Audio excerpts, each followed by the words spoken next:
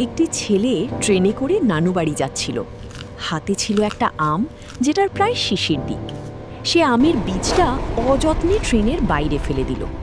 আমের বীজটি একটি পানিশূন্য খরা জমিতে গিয়ে পড়ল। একটি কাঠবিড়ালি সেদিক দিয়ে যাচ্ছিল। তার চোখে সে আমের বীজটা পড়ে। সে বীজটির কাছে আসে এবং সেটিকে মাটিতে পুঁতে এবং পানি দেয়। কাঠবিড়ালি প্রতিদিন পানি দিত। তার যত্নে বীজটি চারায় রূপান্তর হয় আর দেখতে দেখতে বড় হয়ে যায়। কিছুদিনের মধ্যে গাছে সুমিষ্ট আম ফলে। কাঠবিড়ালি অনেক খুশি হয়। একদিন কিছু দুষ্টু বানরের দল এসে তার আম গাছ ভেঙে ফেলে আর সব আম নষ্ট করে ফেলে। কাঠবিড়ালি তার দেখে মন খারাপ হলেও সে ধীর প্রতিজ্ঞ হয়ে ওঠে আর সিদ্ধান্ত নেয় সে প্রতিটি আমের বীজ থেকে চারা ফলাবে। সে মাটি খুঁড়ে বীজ বপন করে। কিছুদিন পরে সেই বীজ থেকে অসংখ্য চারাগাছ জন্মায় আর অসংখ্য আমের ফলন হয়।